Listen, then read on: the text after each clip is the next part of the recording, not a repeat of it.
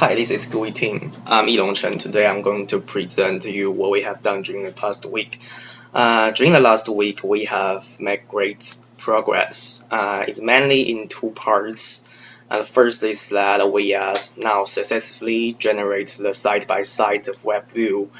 And the basic idea is that we fetch the information from original source file and dump file. Then we generate two web views. Then we merge them into one dialog. The second part is that now we can export the HTML file into the output directory just like the other output files. We name it as highlighted div.html. Originally we got two HTML files, but now we managed to make them into one HTML file with side-by-side comparison features so that it will be more easy for readers to do the side-by-side comparison. But there's no line correspondence as we discussed in last week that because of the crossing matching issues so that we cannot do the line correspondence. For the third things, we also improved the dump file. And now we rename it as div.dump.txt instead of the original name because it's more readable. We add those added and deleted line information into this dump file.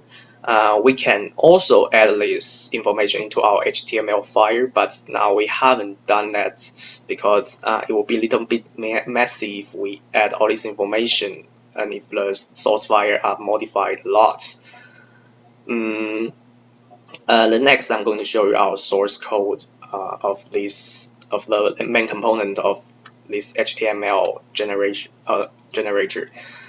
We create a new class compare manager HTML file.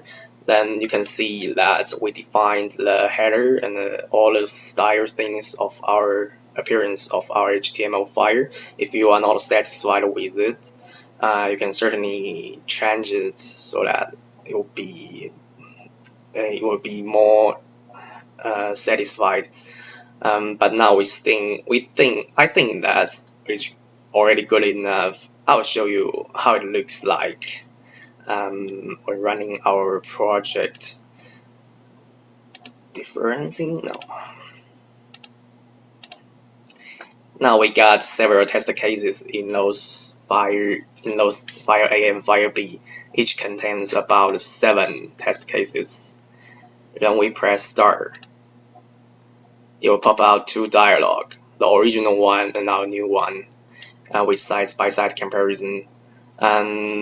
Each file contains test case of several languages. You can see for the modified line, we mark it as pink. For the deleted line, we mark it as red.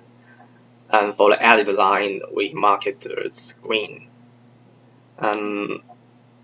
Those files, the directory of the original files, was showed on top of each view. And that now we still have bugs to fix. The second test case is for HTML file itself. I'll talk about it later why it's not highlighted. But for other languages like Java, like for Pascal, and like for Perl, we have successfully generated the highlighted HTML file. We also test some extreme test cases like 2 files with the same name, but the content are totally different. We were able to detect all of them. And so now let's talk about the bug. Our program cannot highlight HTML file and XML file. That's because of for the previous semester, that did not generate the valid dump file for those 2 languages. So there's maybe bugs from previous semester. I checked the report. They got bugs in those 2 languages. They also got bugs on PHP, so that the line number is not correct. But for XML and HTML, they did not generate a dump file at all. So we may think about fixing a bug, but we still got more things to do before we try to fix it, because that's not currently that's not our problem, because we want a decent finishing for our side-by-side comparison. We already so close to it, so we need to fix our bug first. So I'm going to tell you what we are going to do. Oh, first I'm still need to show you the output HTML. You can see that the highlighted div HTML file was generated as, along with those other output files. If you open it, you can get exactly the same thing like we have seen in the web view.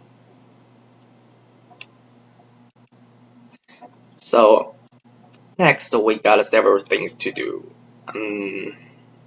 First is the first bug, is the main bug we have found, is that no matter you select differencing or not, like for this time I only select one file, I'm going to select complexity.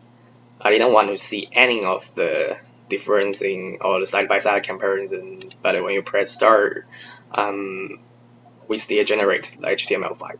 But this is the previous one, so it still popped up. So I think we will implement the switch on that, so that when the user did not want a side-by-side comparison, we do not need to generate anything. Like at least we do not need to pop up new window, so that it will be more easy for the users if they don't want this feature, if they don't want this functionality. So and the second is that I'm going to using more test cases, because currently I'm using some of my test cases and some of the previous semester's test cases, but their test cases is kind of plain, so they just delete one line and add one line, modify one line. So I'm thinking about create more test cases, so that it will test all extreme situations. For the third one, for those unsupported language or those language which has bugs, we may fix it or may not. Depends on whether we have time to finish what we have done right now. So if we can fix our bugs and run all the test cases successfully in our current program, we may think about those unsupported language, including XML, HTML, and also PHP. Actually, we already done XML and HTML escaping things, but since the dump file is not valid, so we cannot highlight it. So it may involve a lot of things, including all those source codes from the previous semester. So first we will focus on the first two things. Even though we have done the main component of our projects, but we still have a lot of things to do. And just like our team leaders speak before, we need to